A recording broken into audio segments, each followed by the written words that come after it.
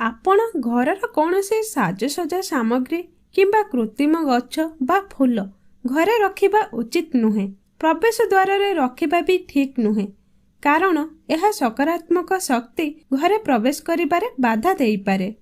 କୁହାଯାଏ ଯେ ଏକ ବୁଦ୍ଧ ମୂର୍ତ୍ତି ଶୁଦ୍ଧ ଆତ୍ମା ଅଟେ ଏବଂ ନକାରାତ୍ମକ ଶକ୍ତିକୁ ତଡ଼ି ଦେବାରେ ସାହାଯ୍ୟ କରିଥାଏ। ତେଣୁ ଘର ଏବଂ ଆପଣଙ୍କ ପରିବାରର ସଦସ୍ୟକୁ ବିସ୍ଥାପନ କରିବା ପାଇଁ ଆସୁଥିବା ସମସ୍ତ ନକାରାତ୍ମକ ଶକ୍ତିକୁ ଦୂର କରିବା ପାଇଁ ଆପଣ ବୁଦ୍ଧଙ୍କର ଏକ ପ୍ରତିମୂର୍ତ୍ତିକୁ ପ୍ରବେଶ ଦ୍ୱାର ନିକଟରେ ରଖିପାରିବେ। ଘରର ପ୍ରବେଶ ଦ୍ୱାରକୁ ସର୍ବଦା ସଫା ରଖିବା ଉଚିତ, କାରଣ ଏହା ଘରେ ଥିବା ଶକ୍ତି ପାଇଁ ପ୍ରବେଶ ଅଟେ।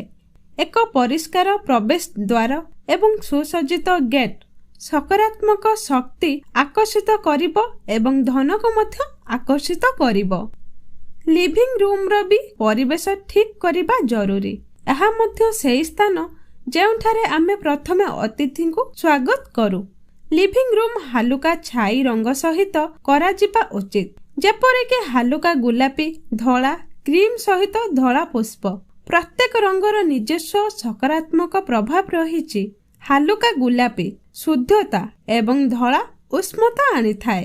ସେହିଭଳି କ୍ରିମ୍ ଧଳା ପୁଷ୍ପ ଯଥାକ୍ରମେ ଶାନ୍ତତା, ସିଦ୍ଧତା ଏବଂ ସୌନ୍ଦର୍ଯ୍ୟ ସହିତ ଜଡ଼ିତ। ଏଥିସହ ଆପଣଙ୍କୁ ଧ୍ୟାନ ଦେବାକୁ ପଡ଼ିବ ଯେ ଘର ଭିତରେ ଏକ ଜୀବନ୍ତ କାକ୍ଟସ୍ ରଖିବା ଉଚିତ ନୁହେଁ, କାରଣ ଉଦ୍ଭିଦର ଏକ ନକାରାତ୍ମକ ଆଭିମୁଖ୍ୟ ଅଛି ଯାହା ଘରେ ରହୁଥିବା ସଦସ୍ୟଙ୍କ ସ୍ୱାସ୍ଥ୍ୟ ଉପରେ ପ୍ରଭାବ ପକାଇପାରେ। ଯଦି ବାସଗୃହରେ ରଖାଯାଏ, ଉଦ୍ଭିଦ ସଦସ୍ୟମାନଙ୍କ ମଧ୍ୟରେ ସମ୍ପର୍କରେ ପାର୍ଥକ୍ୟ ଆଣିପାରେ। ଶୟନ କକ୍ଷରେ ଶଯ୍ୟା ଦକ୍ଷିଣ କିମ୍ବା ପଶ୍ଚିମ ଦିଗକୁ ରଖିବା ଉଚିତ, ଯେପରି ବାସ୍ତୁଶାସ୍ତ୍ରୀ ନୀତି ଅନୁଯାୟୀ ଏହା ମାନସିକ ସ୍ୱାସ୍ଥ୍ୟରେ ଉନ୍ନତି ଆଣିବାରେ ସାହାଯ୍ୟ କରେ ଏବଂ ଶୋଇବା ଗୁଣରେ ଉନ୍ନତି ଆଣେ।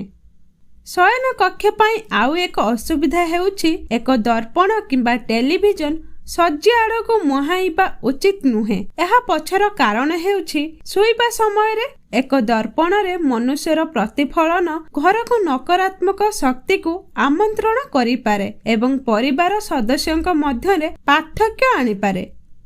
ରୋଷେଇ ଘର ଯେଉଁଠାରେ ଆମେ ଆମର ଖାଦ୍ୟ ପ୍ରସ୍ତୁତ କରିଥାନ୍ତି, ମଣିଷ ପାଇଁ ଶକ୍ତିର ଏକ ପ୍ରମୁଖ ଉତ୍ସ। ରୋଷେଇ ଘରର ମଧ୍ୟ ଗୁରୁତ୍ୱପୂର୍ଣ୍ଣ ଅଛି। ରୋଷେଇ ଘରକୁ ଅଗ୍ନି ଉପାଦାନ ଗୁଡ଼ିକର ସକ୍ରିୟତାକୁ ସମର୍ଥନ କରିବା ଏବଂ ଘରେ ଭାବ ପ୍ରବଣତା ବିସ୍ତାର କରିବା ପାଇଁ ହଳଦିଆ, ଗୋଲାପୀ କିମ୍ବା ବାଦାମୀ ଭଳି ଉଜ୍ଜଳ ରଙ୍ଗରେ ରଙ୍ଗ କରାଯିବା ଉଚିତ। ରୋଷେଇ ଘର ପାଇଁ ଆଉ ଏକ ମହତ୍ୱପୂର୍ଣ୍ଣ କଥା ହେଉଛି ଗ୍ୟାସ୍ ଚୁଲା, ମାଇକ୍ରୋଓଭେନ୍ ଚୁଲି ଏବଂ ଅନ୍ୟାନ୍ୟ ଉପକରଣ ଗୁଡ଼ିକ ପୂର୍ବ କିମ୍ବା ଦକ୍ଷିଣ ପୂର୍ବ ଆଡ଼କୁ ମୁହାଁଇବା ଉଚିତ, ଯାହାଦ୍ୱାରା ରୋଷେଇ ଘରେ କାର୍ଯ୍ୟ କରୁଥିବା ବ୍ୟକ୍ତି ପୂର୍ବ ଆଡ଼କୁ ମୁହାଁଇବେ, ଯେଉଁଠାରୁ ସୂର୍ଯ୍ୟଙ୍କର ସକାରାତ୍ମକ ଶକ୍ତି ପ୍ରଭାବିତ ହେବ। ବାଥରୁମ୍ କିମ୍ବା ଶୌଚାଳୟର କାନ୍ଥକୁ ହାଲୁକା ପେଷ୍ଟେଲ ଛାଇରେ ରଙ୍ଗ କରାଯିବା ଉଚିତ। ଗୋଲାପୀ, ଧଳା ଏବଂ ହାଲୁକା ନୀଳ ଭଳି ରଙ୍ଗ ଗୁଡ଼ିକ ଆପଣଙ୍କ ଦିନ ଉଜ୍ଜଳ ଏବଂ ଏକ ସକାରାତ୍ମକ ପରିବେଶରୁ ଆରମ୍ଭ ହେବ। ନକାରାତ୍ମକ ଶକ୍ତିକୁ ଘରୁ ବାହାରକୁ ଯିବାକୁ ଅନୁମତି ଦେବା ପାଇଁ ବାଥରୁମ୍ରେ ଏକ ଛୋଟ ଝରକା ରହିବା ଉଚିତ। ଯେତେବେଳେ ସୂର୍ଯ୍ୟ କିରଣ ଘରେ ପ୍ରବେଶ କରେ, ଝରକା ଗୁଡ଼ିକ ବାହାରକୁ ଖୋଲିବା ଉଚିତ। ଘରର ଠାକୁର ମୂର୍ତ୍ତି ଗୁଡ଼ିକ ଅନ୍ୟମାନଙ୍କୁ ସାମ୍ନା କରିବା ଉଚିତ ନୁହେଁ ଏବଂ ନିରନ୍ତର ବାୟୁ ପ୍ରବାହ ସହିତ ସେମାନଙ୍କ ଚାରିପାଖରେ ଧୂପକାଠିର ସୁଗନ୍ଧ ସୁନିଶ୍ଚିତ କରିବା ପାଇଁ ଦୂରତ୍ୱରେ ରଖିବା ଉଚିତ।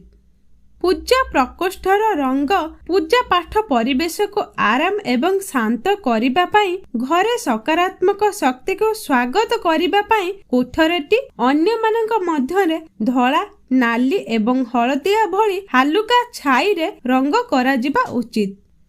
ଘରର ମୁଖ୍ୟ ଦ୍ୱାରରେ ଡଷ୍ଟବିନ୍ କିମ୍ବା ଜୋତା ଷ୍ଟାଣ୍ଡ ରଖିବା ଠାରୁ ଦୂରେଇ ରୁହନ୍ତୁ, କାରଣ ଲକ୍ଷ୍ମୀଙ୍କ ପ୍ରବେଶକୁ ରୋକିପାରେ।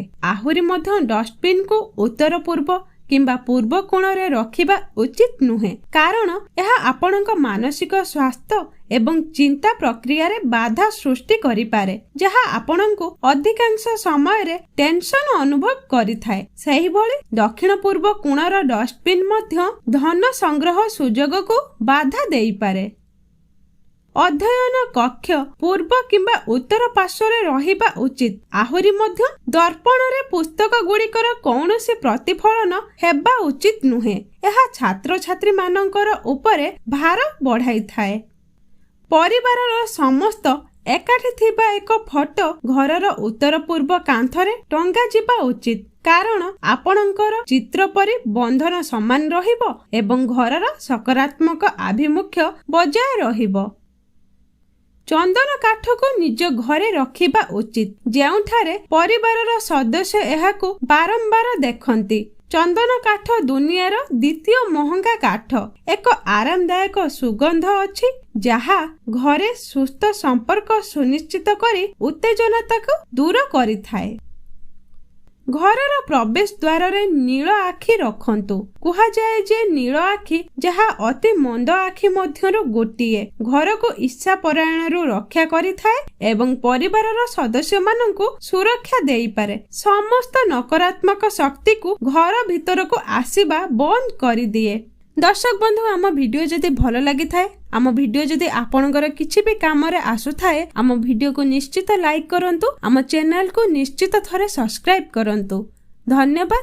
ଜୟ ଜଗନ୍ନାଥ।